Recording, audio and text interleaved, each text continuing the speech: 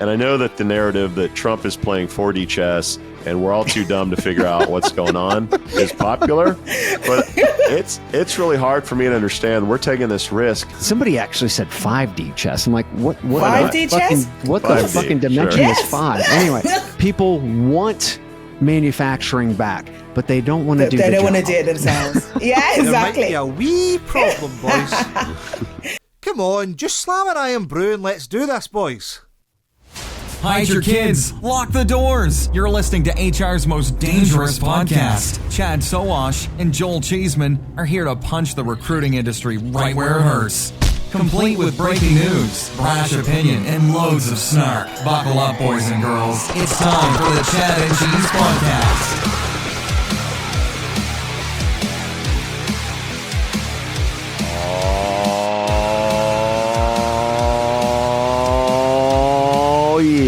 If you tell a lie big enough and keep repeating it, people will eventually come to believe it. Hey, boys and girls, it's the Chad and Cheese Podcast. I'm your co-host, Joel No Deel Cheeseman. This is Chad A1 Sowash. And this is Emi. Why didn't I give up wine for Lent, Beredugo? And on this episode, the Deel drama don't stop. The boxes are back, and OnlyFans says a recession is on the way. Let's do this. Hospitality is the heart of our society. It brings people together to share great food, drinks, and experiences. But successfully managing a restaurant or hotel is no easy feat. That's where Harry comes in. Harry is the frontline employee experience platform that helps you build, manage, and engage great teams. With Harry, managers can easily find and hire top talent, manage timekeeping, and communicate with employees at any time from any place. Candidates and team members can quickly and efficiently apply for jobs, swap shifts, and access important information entirely from their mobile devices. And Harry's robust employee engagement tools make team members feel more connected than ever. With Harry, as an owner or operator, you get a bird's eye view of your business, from turnover cost, labor cost, employee sentiment, compliance risk, and team performance.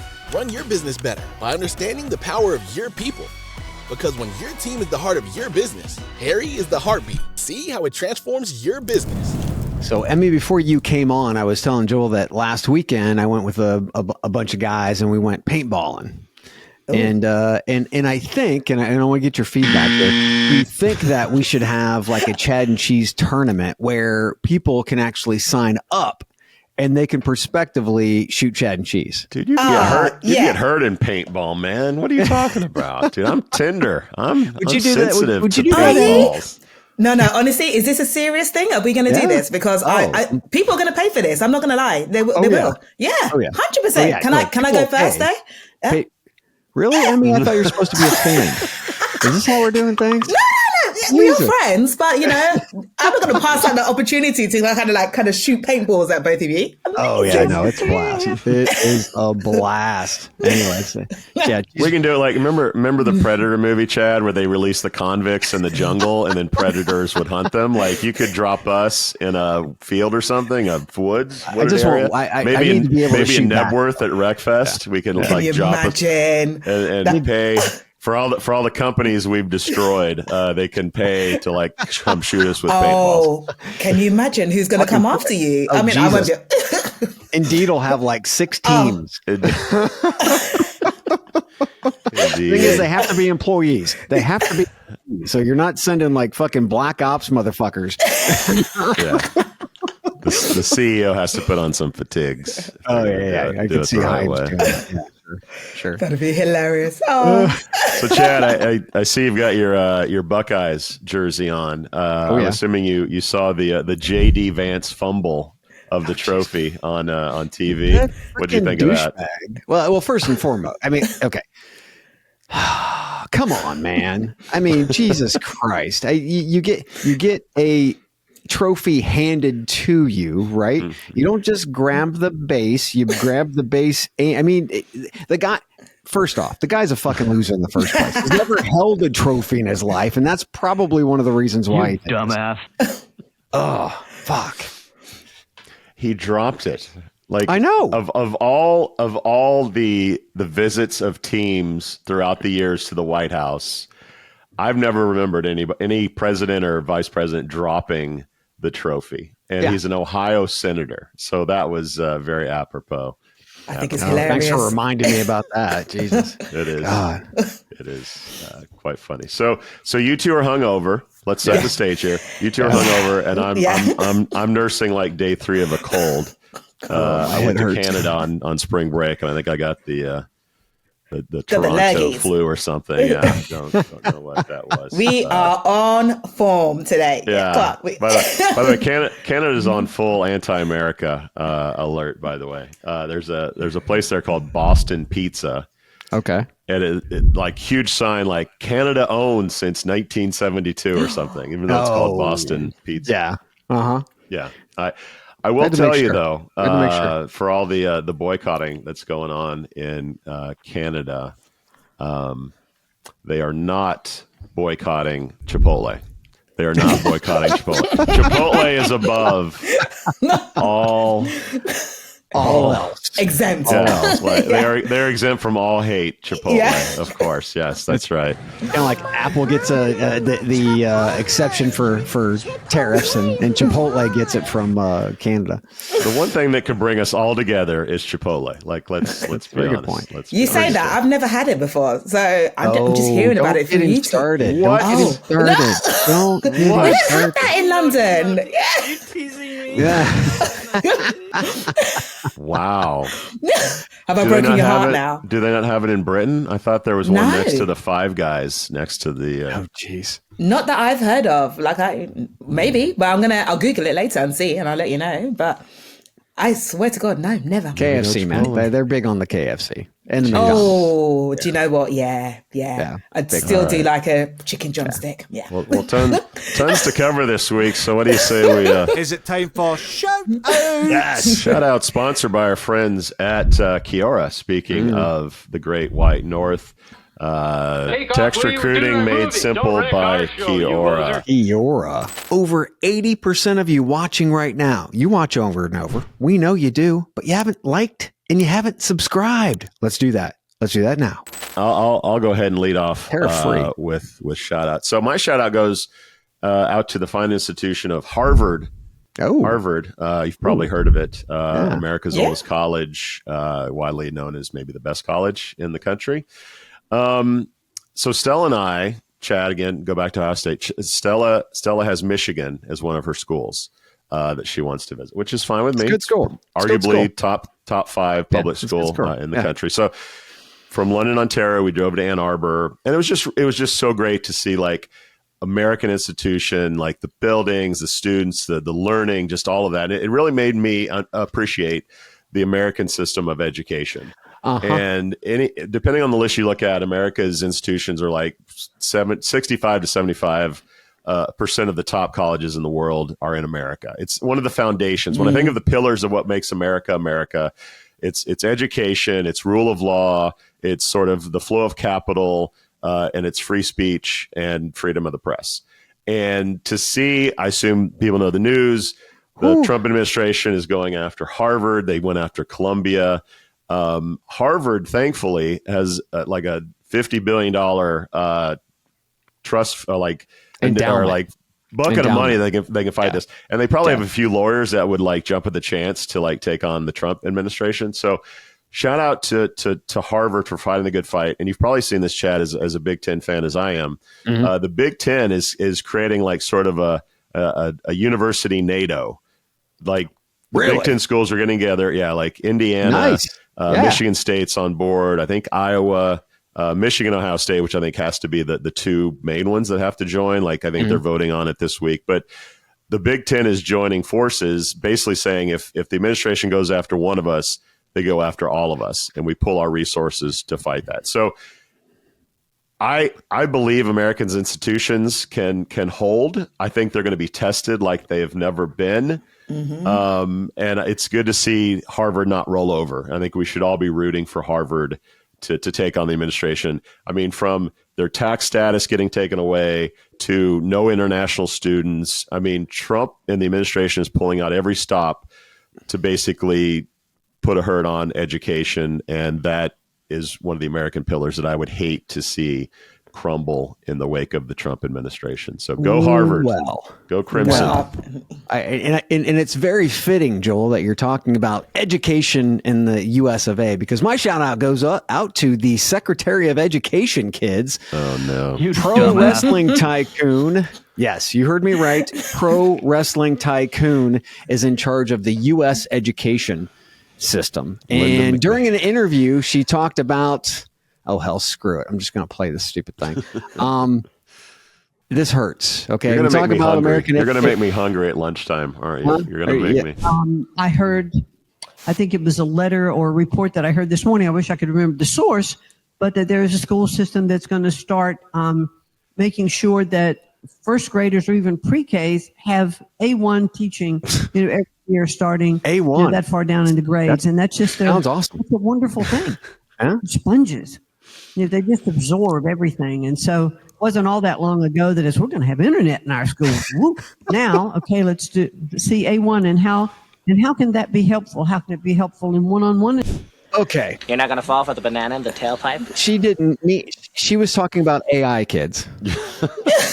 This is our Secretary of fucking Education. Okay. So listen. This is a cautionary tale for all the HR and TA people listening out there. Don't try and bullshit your way through AI. Okay. Do your research. Lucky for you, we've already made it easy with the sessions.ai, where you can actually go see season 2. We just dropped it. Where we have HR and TA practitioners talking about how they're actually using automation and AI, their fails, their successes, and tons more. So don't be the one who says A1 in your next fucking board meeting, kids. Okay, go educate yourself. Go to thesessions.ai. New York strips and ribeyes for all the first graders in America. I say I can get behind that. A1, baby. Seriously, so bad. Yeah. That is so embarrassing. Oh, my God. Yeah. American education. All right. All you, Emi. Emi, what you got?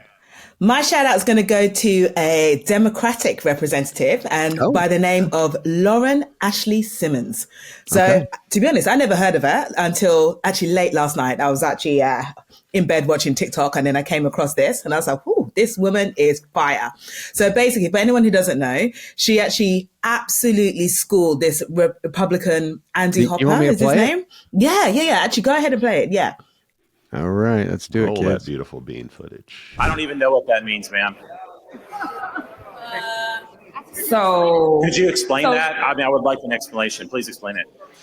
So, I'll take it really slow.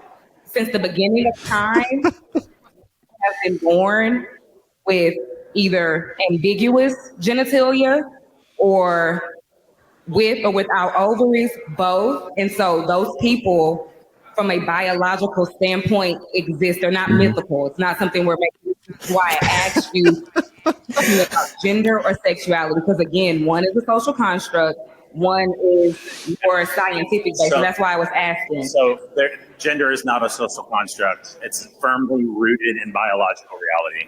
I'm sorry, can you say that again? I said gender is not a social construct. Okay, so again, intersex.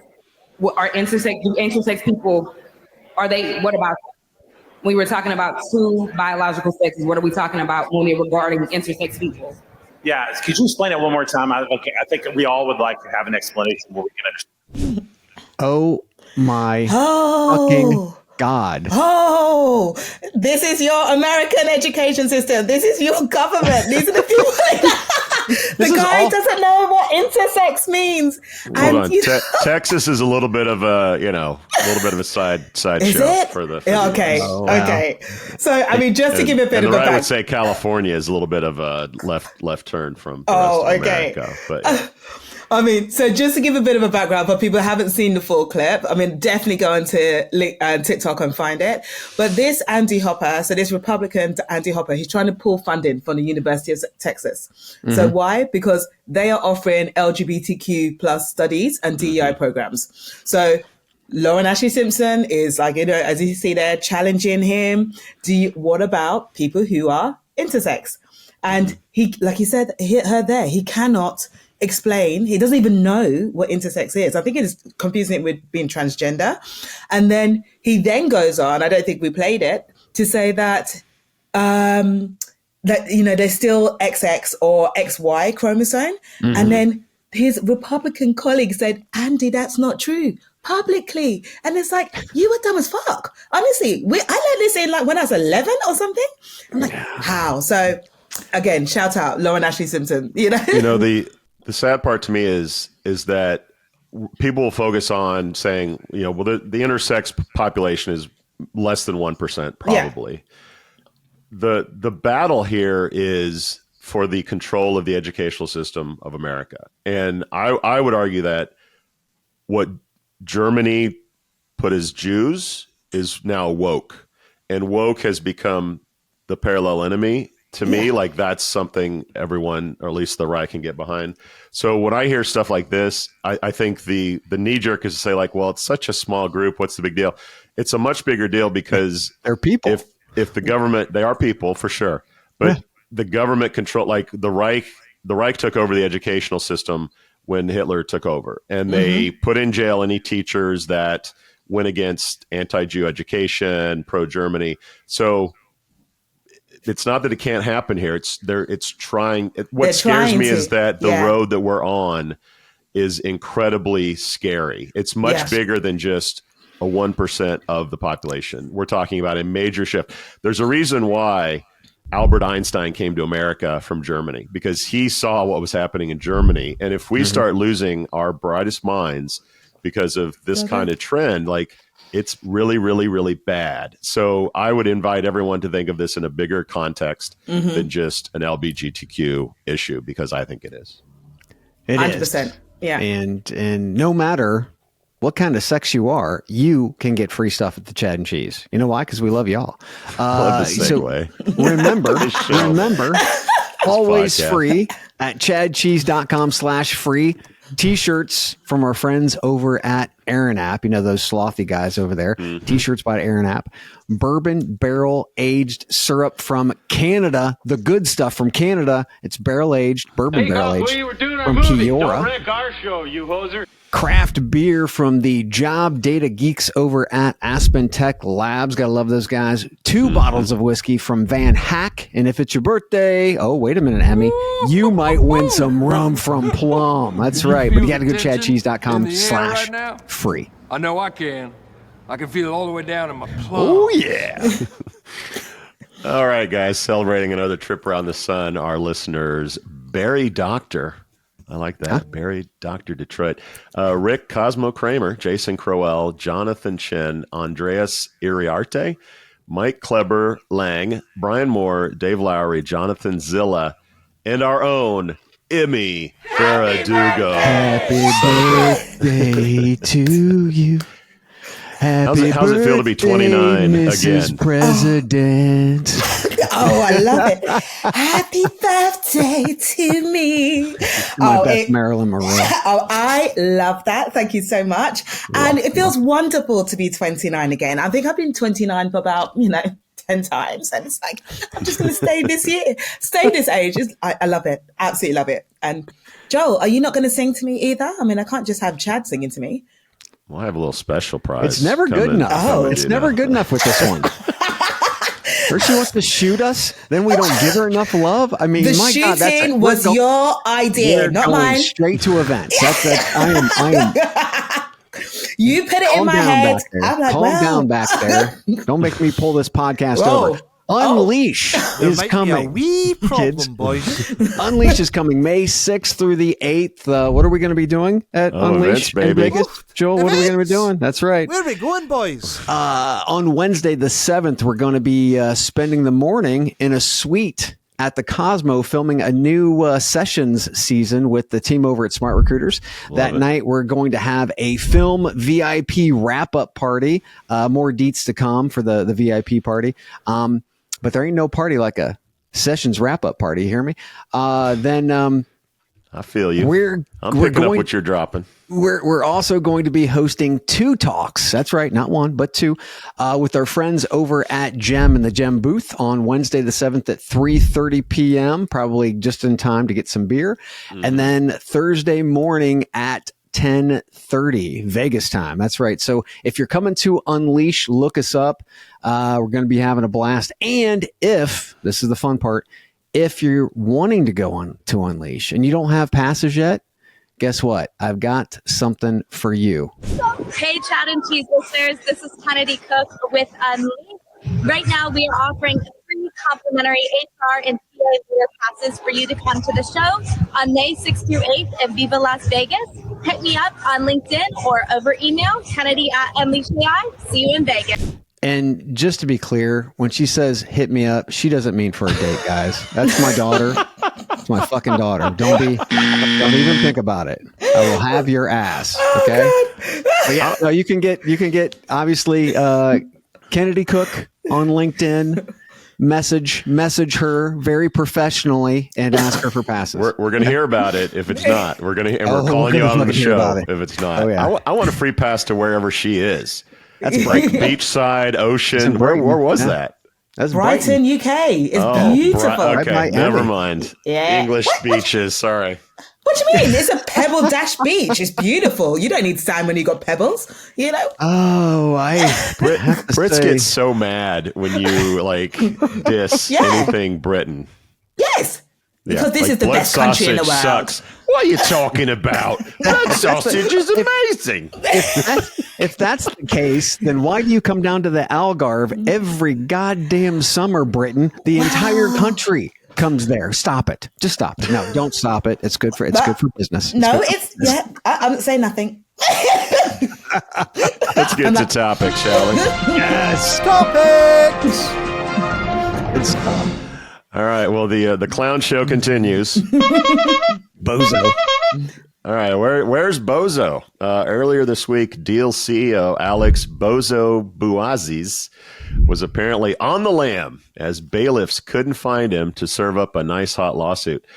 But he's turned up in Dubai, apparently, along with his father, the CFO, and Deel's general counsel. God. Dubai is a country known for its extradition challenges. Mm-hmm. So the cat and mouse game continues. Chad, your thoughts on the ongoing drama at Deel? So remember when I said the only way this company, Deel, survives if an entirely new C-suite comes in, takes over, and demonstrates that Deel now has adults in the room. It would have been bad if the C-suite stayed in place and then fought this case in place, right? That would have been bad. This is 100 times worse. These guys are on the fucking run from the law. I mean, what prospective customer or current client is going to choose to stay with Deel now? I mean, seriously, why would you, a vendor whose CEO, CFO, and head of legal are on the run from Johnny Law? I mean, it's just crazy. Then one thing, this came in a little bit later. Did you see that Rippling is now pressing Revolut to find out who paid money to Deel's alleged spy, O'Brien? Ooh. Oh, yeah. So apparently Deel COO Dan Westgarth's wife, Alba Basha Westgarth, was a crypto compliance lead at Robinhood. Yes. When all of this went down last year in November, right? So Rippling is now suing Revolut to get the full name and address of the Alba Basha, that's right, those are air quotes, listed on the sender for that $6,000 payment to O'Brien. TechCrunch reports she's no longer at Robinhood and her LinkedIn profile has been deleted. This is fucking crazy. You done messed up, Aaron! Hands meeting in Dubai, everyone. Do we know where Revolut is headquartered? They've got to be like some Caribbean company. I think they're UK. Are they UK? I think they're UK. Even better. Better. We'll hunt it down. But can I just say something though? Because do you remember a couple of weeks ago when this story broke, I said that this is going to turn into a Netflix movie. And you weren't too sure because you said it was like, HR. Now, look at it. It is juicy. It is juicy. And what's going to happen now, I'm actually going to insert myself into this story because I'm going to Dubai next month. I'm going to hunt this person down. I've got the picture. I'll be there going, hey, where are you? You're going to see me involved in this. I love this. I absolutely love this. I'm like, where is my popcorn? I should have had my popcorn today, but I'll definitely have my popcorn in Dubai. Hunting this person down. Should we start the GoFundMe to make this into some sort of a movie? Because it's pretty juicy. Revolut is in London, by the way. Yeah. HQ. get them involved as well. It'll be fantastic. Nice. Yeah, that's what we got you around. Go get them, Emi. Yeah, I'm going. Yeah. International spy hunter. So, that's what I am. So I knew when this broke, the head of communications was the first to like parachute out of the company. Run.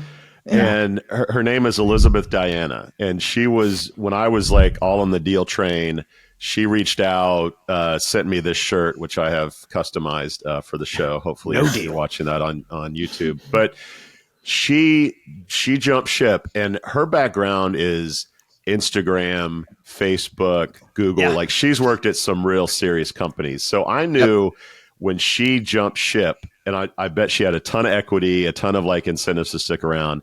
She wanted no part of this clown show. No way. That is unfolding right now. And it's looking a little bit to me like a house of cards, because if you start digging into reviews online, they're very, very telling. So here's just a quick glimpse of some of the Glassdoor comments that I found. Quote, "We were forced to email clients to tell us which companies they're using for HRIS, comms, etc., under the false pretense of setting up integration pathways."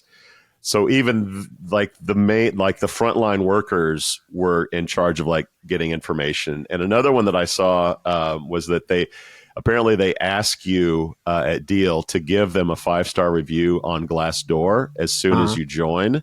And apparently the company really pays attention to their ratings to make sure that they're high. So the company has like a 4.6 out of 5.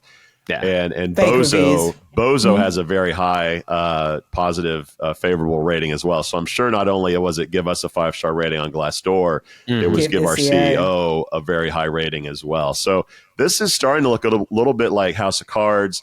They need to clean house ASAP, get the ship right, because they've taken too much money, have too much like footprint in this business to like fall apart like this. Somebody needs to act quickly and fix this really, really quickly, or else it's going to be a total sideshow. But I'm enjoying the clown show while it's still going.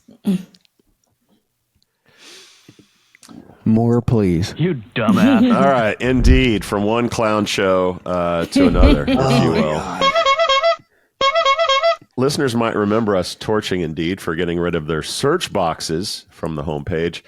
Well, the boxes are back, everybody. But wait, there's more. According to a Reddit string on an accompanying screenshot, Indeed Premium, very creative name, Premium is on its way. And for $9.99 a month, users can get a bunch of bullshit in return. Chad, your take on all the news out of Indeed this week.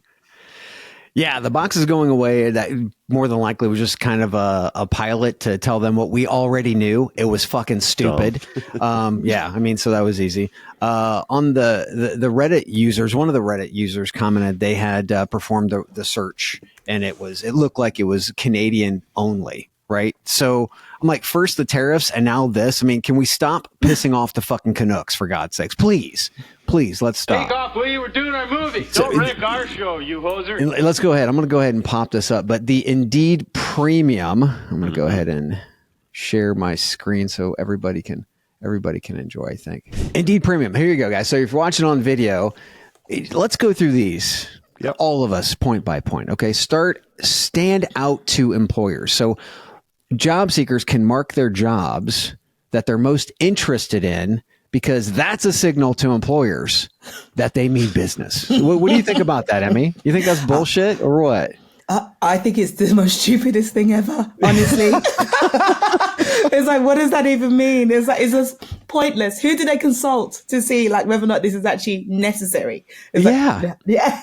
It's almost like Oliver, right? Can more, please, more. No, it's going to be like a dude on Tinder. He's going to swipe right on everything. Every job I see is the most interesting job in the world. Love this job. Everyone's going to mark jobs as interested. So keep going on these features. Okay, so apply with confidence. You can see jobs because that doesn't happen now. You might be a top applicant. Might. Yeah, not definitely might. You might be a top applicant. Yeah, I mean, can you imagine going into search and not being the fucking top applicant for anything? I mean, seriously, or being the top demoralizing. Again, this doesn't make any sense to me, other than it's literally signaling to the job seeker, you need to lie on your resume. Yeah. You can be a top applicant if you pay us $9.99 a month. That's how you become the top applicant. No money, no top applicant. They stole this next one. I mean, this whole thing is really stolen from LinkedIn. Let's just go ahead and 100%. let's be real. Yeah. But this one, see who has viewed your profile. Much like on LinkedIn, anybody who gives a shit about who's looking at their profile, I don't. Yeah, this is going to be important to them. And then last but not least, compare your skills. See how your experience compares to other applicants. Just to make you feel shitty again. It's like, I don't see the relevance behind any and or most of this. And here's some comments from the Reddit thread. Here's a quote. Out here broke, just browsing for jobs, and now they're charging subscriptions for premium. Another user said, this is gross and greedy. We should get paid to apply for jobs on this site. I don't know. Do you think this is going to go the way of the dodo like most of the other shit that they've been doing lately? Because Indeed's throwing a lot of shit 60% of the time, not spaghetti, but shit at the wall. Time. And it's just not going anywhere. So no, they're running out of ideas. I mean, they're obviously trying to claw back money from somewhere. And it's like, I almost want to go, Indeed, it's okay. Call it a day. Give up, my dear. You know, it's not working. I want to be in the customer service department when they start getting calls from people that aren't getting jobs, even though they are a top candidate on the Indeed algorithm, and then have Indeed explain why they're not getting a job because of that. Because you're a bit shit. Sorry. Look, to Emi's point, when the money starts drying up on one end, job boards are like, we have employers, we have job seekers. When the employer money starts drying up, there's desperation. And how do we make money? How do we squeeze a little bit more out of this turnip? And that goes to job seekers. And I have no doubt that people will pay for this. They have a ton of users. If they just get 1 to 5% of people use this, they're going to make a lot of money. But the question is, how valuable is it? And it's a total move to be like LinkedIn. Unfortunately, LinkedIn has some actual good information about companies and people who work there. And I pay for LinkedIn Premium, and it's partly because I'm a podcaster and the information is beneficial for the listeners, but it's actually beneficial. I'm not sure Indeed has the data to make this thing valuable. And it's almost like, you remember when you put something on eBay back in the day and you paid an extra $4 for it to be highlighted so it would stand out. That's what this feels like. And the old headhunter.net, which no one will remember but chat, but us, is like, you would pay per whatever, and it would move your resume up the list because you paid money for that. We've seen the ladders. Not because it was relevant. Because you paid. Because you paid. And I think it's awful, because I'm thinking about that, the comment, there's someone saying that, Indeed is greedy. I think they are. And I'm sure if you speak to Indeed and whatever press release they send out, they'll say, oh yeah, it's there to help the people. But my challenge is that, is it really? Because it's not built for the unemployed. This service is not for the unemployed. It's not for the underemployed. Yeah. The only people who actually have the disposable income to pay for this are those who are already working. They've got extra money to go, hey, okay, I can spend that $9.99 a month. But for everybody else, it's just making them feel shit. Yeah. And it's just, I honestly, I think this is really bad. This one pisses me off. Yeah. And it's going to reveal things to job seekers that they don't even know is going on. For example, imagine the sourcing tools that automate looking through the database. Mm-hmm. Well, a job seeker is going to see that and think, oh, they looked at my resume. No, they didn't. A bot went through the system and looked at it as a bot, not a human being. So then they're going to be like, well, Acme Inc. looked at my resume. They must be interested in what's going on. So there are so many consequences to this that job seekers are going to freak out, and what is going on. The unintended consequences of this are going to be a disaster. To their credit, they launched it in Canada only, apparently. So Canucks, sorry, but get your Tim Hortons, get a double, and stick it to Indeed for doing this to you. They need to be held accountable.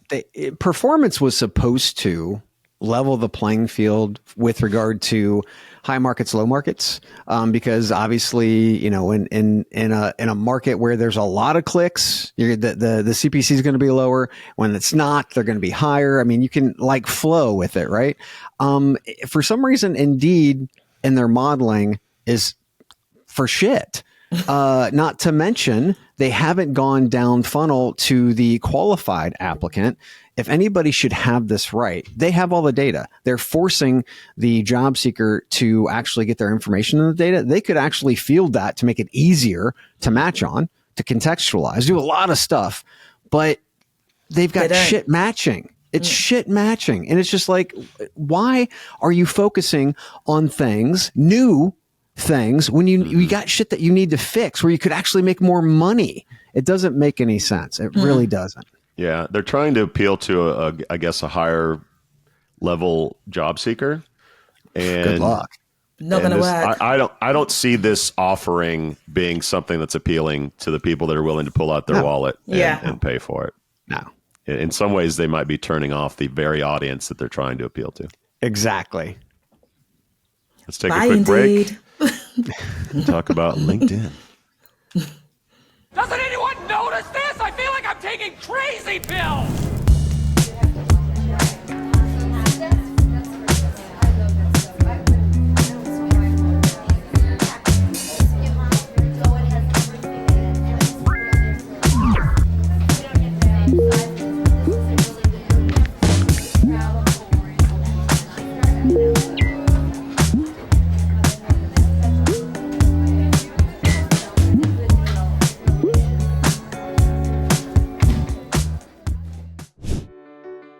So you posted a new job ad. Now you can sit back and wait for the application to roll in, right?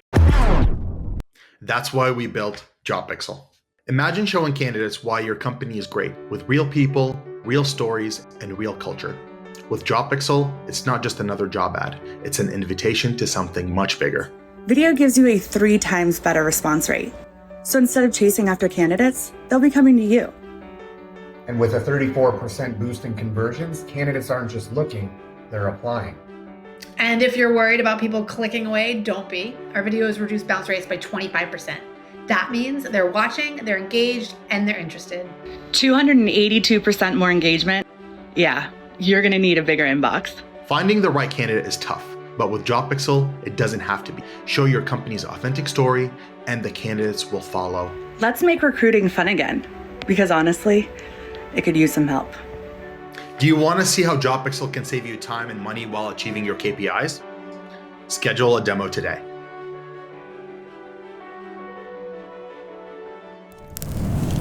All right, guys. LinkedIn is coming in hot this week with the headlines. Here's a sampling. Number 1, quote, comeback for big tech. LinkedIn shells out $75 million for Silicon Valley office, end quote. Number 2 headline. LinkedIn study finds adding links boosts engagement by 13% on posts. And number 3, LinkedIn launches new mini site for posting tips. Chad, what are your thoughts on all things LinkedIn and the headlines we saw this week? I looked at a lot of these and they look like they were all pre-COVID. Right. I mean, it was like, you know, we're buying real estate and we're showing you how to do these, you know, tips on. It's like, what?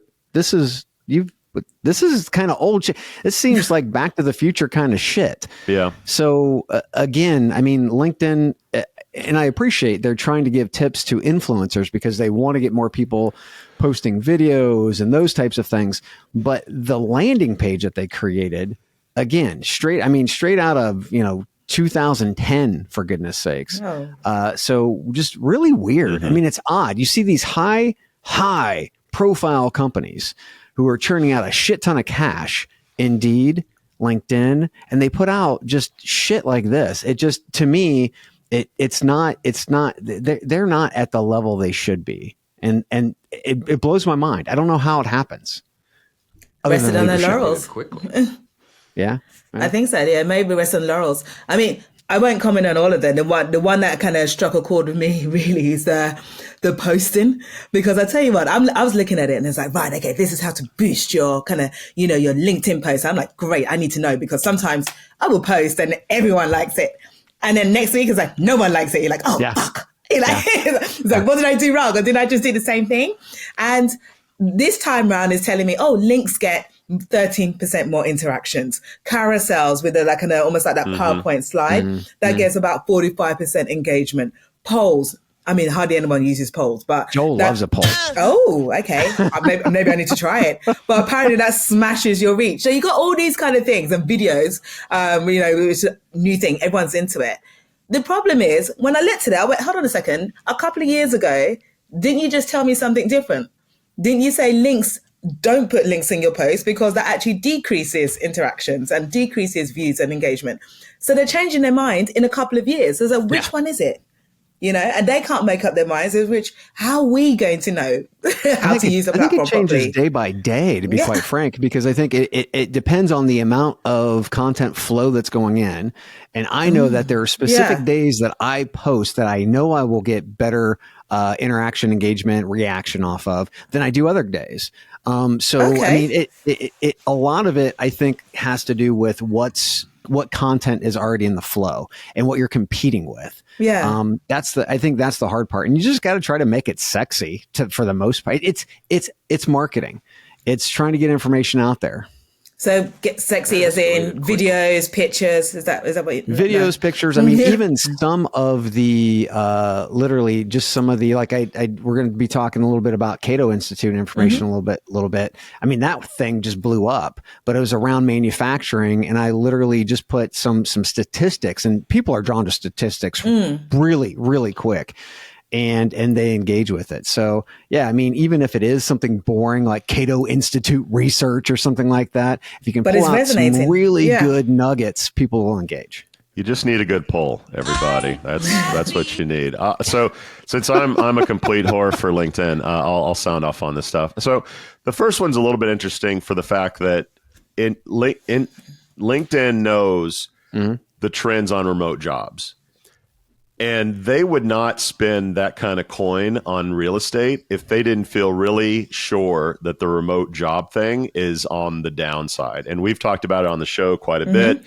Back to work is in, remote is out. So I think it's very telling that a company that's very, very knowledgeable about what kind of jobs are being posted and what kind of things are in demand would spend $75 million on a piece of commercial real estate. So that's my first takeaway.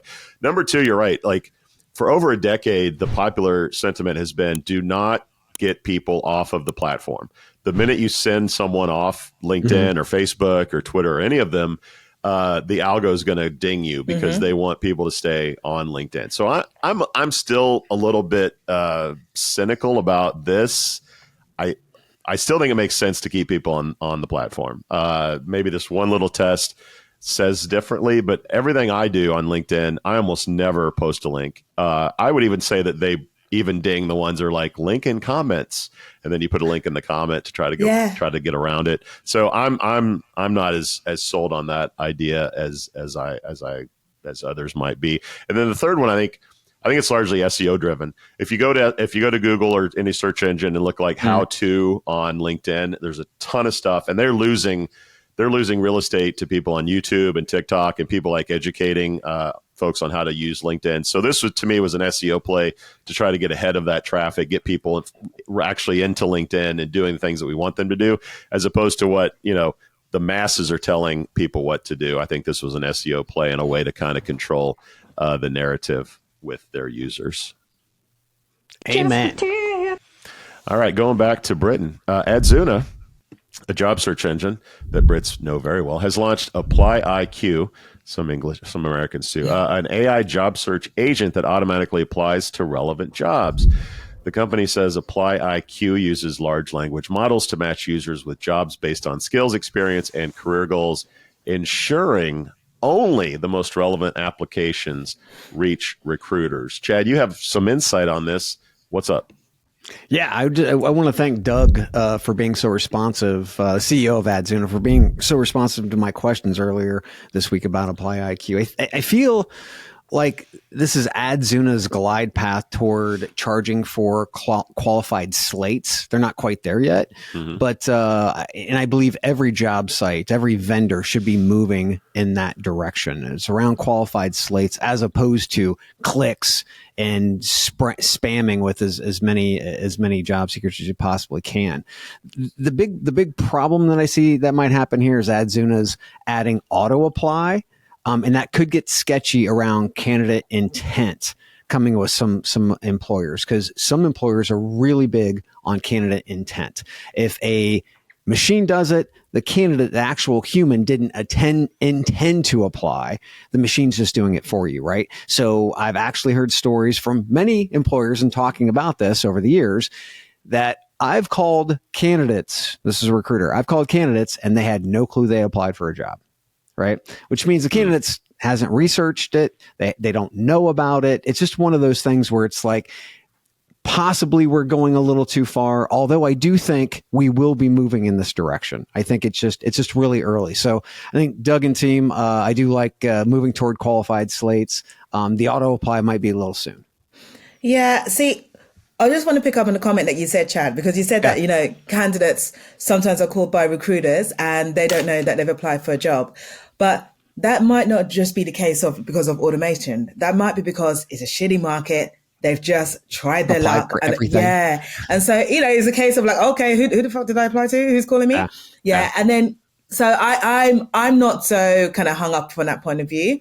My only thing about it is that, it sounds great. Yes, it's actually apparently helping candidates because it just speeds up that process. People can get application fatigue if they're just constantly applying for jobs. So this one, while you're sleeping, while you're watching Netflix, cool, it applies for relevant jobs. But the keyword is actually relevant. That's what I want to know over time. Are you actually producing relevant candidates? Because otherwise, recruiters are just going to get pissed off. It's like they're already inundated with CVs. They're already trying to find ways to actually go through all the applications, still maintain a good candidate experience by getting back to all the candidates, which is hard when you got that many. But then if this tool is actually just going to increase the number of applicants, everyone's going to lose out. Candidate experience is not great. Candidates are going to get pissed off. Recruiters are going to get pissed off. So I hope he does what it's trying to do. Another one. I think the intent is great, but I think whenever you build a technology, you have to realize like people are going to use this and people suck. And people are going to do things that you don't think they'll do with it. Humans are stupid. So humans are stupid. So if I'm unemployed, am I happy trusting your algorithm that you're only applying to relevant jobs? Am I willing to trust you that you are? Well, maybe not. Like, I'm going to apply to everything. I'm going to lazy apply where they just shotgun the whole damn system. And if I'm an employer, do you trust that you're only going to get relevant candidates? Like, are you willing to trust the algorithm that you're going to get good people? When, in my opinion, employers are moving toward, we're going to set up our own filters. We're going to set up our own sort of gatekeepers, tracking systems, whether it's pre-screening, whatever it is, right? Blockchain. I mean, all the stuff that's coming down the pike. So I applaud the intent. I just think when you're dealing with people on both sides of the aisle in this one, like a lot of things can go wrong. So I would say, let's see how this plays out. But people are likely to take a Louisville Slugger and just beat this thing to hell. But we'll see what happens. Let's see. All right, guys. In a story entitled "Manufacturing Jobs Are Never Coming Back," Dylan Matthews of Vox argues that the decline in U.S. manufacturing jobs stems from structural economic shifts and automation, not just trade policies. Tariffs have failed to revive these jobs, instead causing losses elsewhere. Chad, as a proud son of the Rust Belt, what are your thoughts on manufacturing jobs coming back? Yeah, the structural economic shifts was, I think, the most important in this discussion, which is what people need to understand. And what that means is the decline in manufacturing jobs is attributed more to structural change in the economy rather than our trade policies. So as countries like the U.S. become wealthier, there is a natural transition from agriculture, which we were a big farming country. still kind of are to some extent, but we were a huge pharma country. And then we went to manufacturing. And then we transitioned to a service-based economy. This shift is driven by increased productivity and changing consumer demand. So we don't make cheap shit anymore, right? That's not what we do. We provide valuable services that are higher margin, which means the dollars made per hour in services positions drives more revenue, and we should actually drive more prosperity. But even if we did bring manufacturing back, what the hell would we do? Because tighter immigration has driven immigrants out of the country. And last November, the Cato Institute commissioned a poll. Joel loves a poll, especially if it's paid for. I love it. Anyways, this poll was commissioned to understand how the American people felt about bringing manufacturing back to America.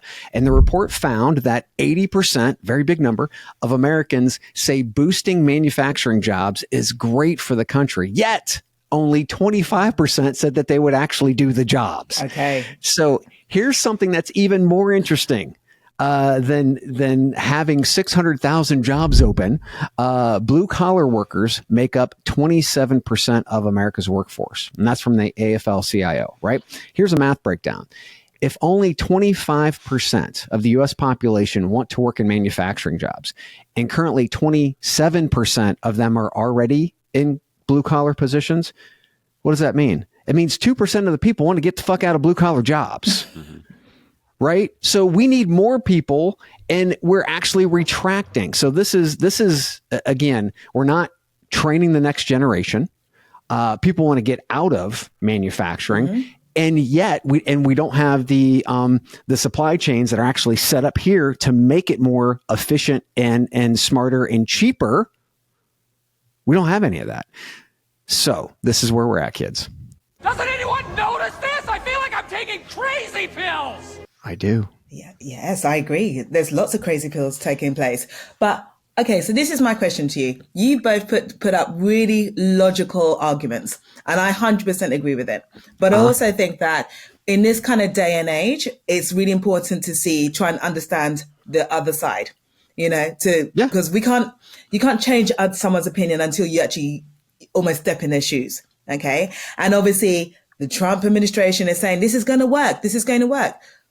I can't figure out why it's going to work, why they think it's going to work. So, I mean, can you help me out? Why do you think that they truly believe, even though you both put up very good arguments as to why it's not going to work, why do you think that they believe that it is going to work? They being? The people who voted for Trump. Oh, okay. Yeah. Trump himself, the Trump administration. I mean, it sounds good. 80% of people said they wanted. It sounds good. We're going to bring the jobs that China's taken and the rest of the world has taken. We're going to bring them back home.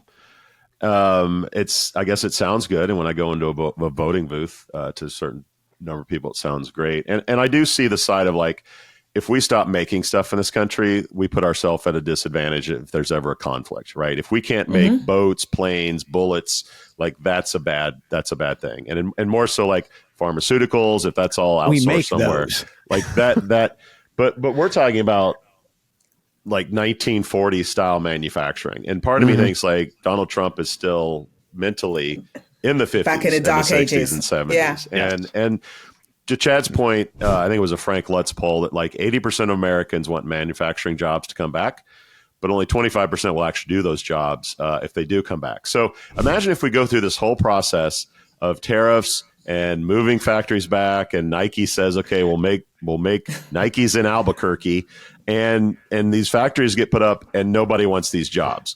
No. And we've shut the border down, so there are no immigrants that want to come over. Like we could go through this whole thing and shoot ourselves in the foot because we find out nobody wants these jobs. And not, although they're called peasants, China over the last 30, 40 years, they've advanced like we did, right? So they don't want these jobs either. And the studies I've seen are like 70% of Chinese manufacturing is all automated. And it's in the high 90s in some of these places. Dark. So as China gets richer, these people don't want to do those jobs either. So they're outsourcing to like Vietnam and Cambodia and other countries. So so it's really hard to wrap your head around what's going on. And I know that the narrative that Trump is playing 4D chess and we're all too dumb to figure out what's going on is popular. But it's really hard for me to understand. We're taking this risk. I find it hard. And no one wants to do the jobs, right? Yeah. And in the meantime, we're going to pay more for everything, which is a regressive tax, which means poor people are going to pay more. Like, none of this stuff makes sense, which makes me go back to this whole geopolitical struggle and China and America. Like, I'm still going with that, and you can look at past episodes where I've talked about that. But it's hard to wrap your head around why this makes sense, because it just doesn't. No, it just doesn't. I wish we could make some sense out of it. Just some. It's really hard. I can't find anything that makes sense. And here's the thing, and we talked about this on past podcasts. Usually when you fight a war, and this is an economic war, okay, you try to do it on as few fronts as you possibly can. Then you win those fronts, and then you open up new fronts, right? What these guys did was open up every fucking front available. They tariffed everybody, not, and it was everybody on everything, right? Now things are starting to get pulled back here and there. Don't forget the penguins. The penguins were hit too. The fucking penguins, for God's sakes. Anyway, it's just when anybody says this is any 4D. Somebody actually said 5D chess. I'm like, what 5D chess? What the fucking dimension is 5? Anyway, the fuck it. What are you talking about? Anyway, to me, again, none of it makes sense. People want manufacturing back, but they don't want to do. They don't want to job. do it themselves. Yeah, exactly. There might be a wee problem, boys. Just a little wee problem. Let's take a quick break, guys. If you like what you're hearing, hit us up on your podcast platform of choice. Subscribe to YouTube. Leave us a review. Subscribe. Tell your friends and family. We really, really appreciate it. At Shaker Recruitment Marketing, our comprehensive services include branding, talent attraction, MarTech, and analytics, empowering you to achieve your recruitment marketing goals. We believe in doing things the right way, delivering the right message through the right activation, achieving the right conversion.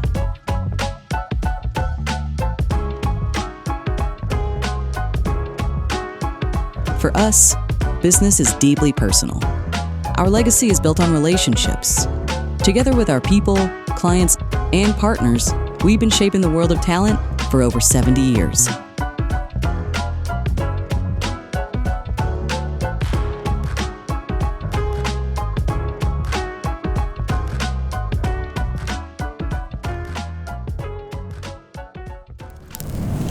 What better way to end this show than OnlyFans? All right, guys, an OnlyFans creator, Ellen Hancock, I don't know if that's her real name or not. I doubt it is. But I doubt it is.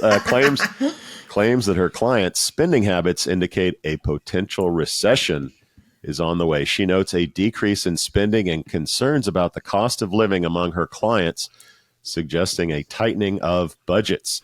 Hancock compares this to the economic impact of the COVID-19 pandemic, indicating a similar trend. She must be an economist. She's going back to COVID. Chad, who needs the federal government and Toby Dayton's numbers? We have OnlyFans to tell us a recession is coming. Your 100%. thoughts? Well, I mean, these are the people. Let's just say these are creators. These are entrepreneurs, right? And they are going to feel it first. There's no question, because what happens is when prices go up and wages do not go up, you look at things that you don't need and you don't spend money on them, right? This is a need versus it's a must have versus a nice to have, right? OnlyFans for these people is a nice to have, right? Not a must have. So yeah, I mean, these are early indicators. And if you take a look at a lot of small businesses who are already getting hit by these Chinese tariffs, many small businesses are going to go under very quickly. And these guys don't have to worry about getting shipments from China, but what they do have to worry about is higher prices, right? Their people have less spending power, and they don't spend with them because they're not a need to have. No, 100%. I totally agree with you. But what are you doing, step bro? I do love these little kind of sound bites, honestly. They make me laugh. I do too. Yeah. I'm going to comment, but I just want to say something, first of all, because I'm assuming you both watched Sopranos, yeah? Yeah, Sopranos. I have not. Sopranos. Okay. So Chad, you're like me. So is that, how do I say it? Sopranos? Sopranos. Sopranos. The Queen's English. Sopranos. Sopranos or Sopranos. So I've been watching The Sopranos, and only to be honest, in the last couple of months or so. And there's a quote that Tony Soprano said, which actually stuck with me. And he actually said, there are only 2 businesses that are recession-proof. One of those businesses is the adult entertainment industry. And I think what this article, or what Ellen Hancock is actually proving, is that Tony Soprano is actually wrong. Even the adult entertainment industry isn't actually recession-proof. So there was a reason why I brought up Sopranos. So, I think, like you said, Chad, she's got her pulse, if you like, on the consumer wallet. This is someone who used to make between 3 to 7K a month, just having a chat, and I'm supposed doing a little bit more, but people are willing to pay 3 to 7K. But when times are hard, people are saying to her, like, I can't afford it now. They've got to say no to the kind of the spicy videos and the, the one-to-ones. They've got to pay for eggs. They've got to pay rent. They've got to pay gas. Those are actual necessities. So I agree with Ellen. I do. And I agree with you, Joel. I think she is actually an economist. And I know it's a tough market out there, but if she does end up losing her job, in OnlyFans, I think she should knock on JP Morgan's door. She's got a transferable skill set. She is predicting the job market. She's predicting the economic market. So I think it's a good one. Nostradamus. What the hell does that mean?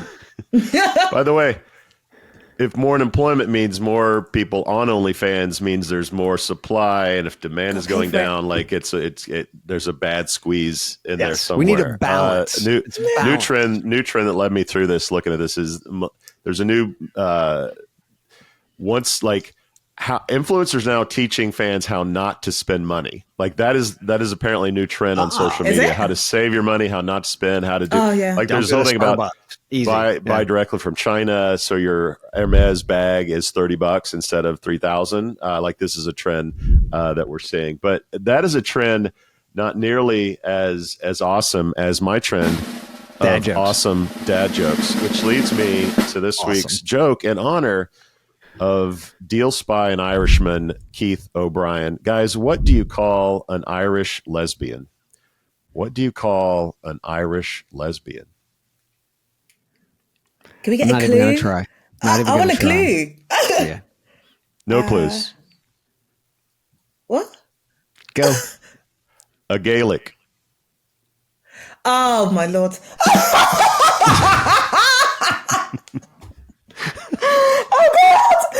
Oh God! Oh no! That's right. That's right. Oh God! I'm traumatized.